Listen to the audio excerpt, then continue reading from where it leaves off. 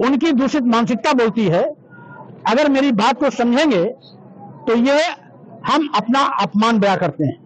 धर्म के नाम पर हमें लूटा गया, धर्म के नाम पर हमारे साथ जानवरों से बदतर सलूक किया गया, धर्म के नाम पर हमें नीच कहा गया, धर्म के नाम पर हमें अधम कहा गया, धर्म के नाम पर हमें अपमानित करने के लिए प्रेरित किया गया, धर्म के नाम पर हमको पढ़ने लिखने से वंचित किया गया। तो क्या हम अपनी पीड़ा नहीं कह सकते? हम अपनी पीड़ा कहते हैं तो धर्म के ठेकेदार और यथार्थवादी ताकतें उसको घुमा के बोलती हैं कि आखिर इनसे चिढ़ क्यों है। धर्म की आज कौन कर रहा है? धर्म की राजनीति आज सत्ता में बैठे हुए माननीय प्रधानमंत्री जी, माननीय मुख्यमंत्री जी और देश के धर्माचार्यों का एक गठजोड़ है जो तिकड़म करके समय समय पर ढोंग ढकोसले पाखंड का बहाना लेकर लोगों की आंख में धूल झोंक करके सत्ता हथियाने की नापाक कोशिश कर रहे हैं। सवाल है इजराइल पर। पूर्व में बात नहीं थी, विस्तारवादी नीति थी, इजराइल किसके खिलाफ थी तो बयान में बताया था अटल बिहारी जी का। वर्तमान में मोदी जी किस स्टैंड में खड़े, क्या सवाल है? फिर से बोलिए। इजराइल पर पूर्व जो नीति थी, अटल बिहारी ने कहा था कि हम विस्तारवादी नीति का समर्थन नहीं करते, विरोध करते इजराइल।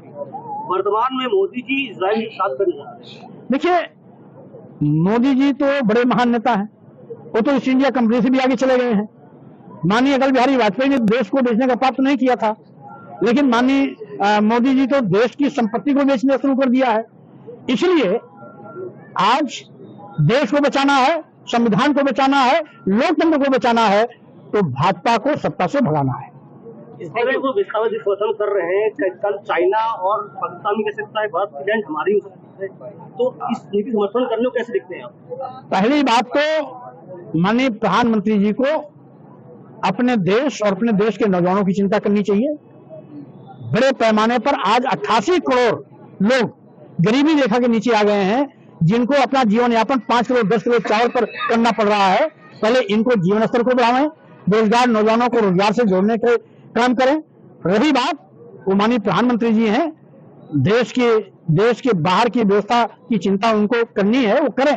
लेकिन हमारा सुझाव केवल इतना है कि पहली वरीयता उनको देश के लिए होनी चाहिए, देश की गरीबी खत्म करने के लिए, देश के नौजवानों को सरकारी नौकरी देने के लिए, देश के नौजवानों को, देश को गरीबी आज महंगाई से बचाने के लिए, देश को जो बेचा जा रहा है उससे मुक्ति दिलाने के लिए पहल करनी चाहिए।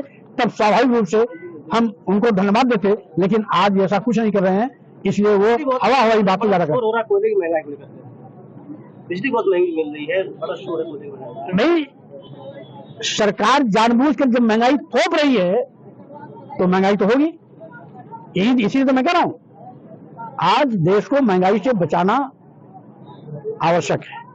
देश के नौजवानों को बेरोजगार होने से बचाना आवश्यक है, उनको रोजगार से जोड़ना का काम करना चाहिए, देश की संपत्ति को बेचने से बचना चाहिए। आज लोकतंत्र, संविधान और राष्ट्र हमारी सर्वोच्च प्राथमिकता की चीजें हैं, इनके साथ खिलवाड़ न हो इस बात को सुनिश्चित करना चाहिए। लेकिन सरकार हवाई बातें ज्यादा करती हैं, जमीन पर वो बातें कम करती हैं। हमसे जुड़े रहने के लिए हमारे YouTube चैनल को सब्सक्राइब करें और नई वीडियो की नोटिफिकेशन के लिए बेल आइकॉन को दबाएं।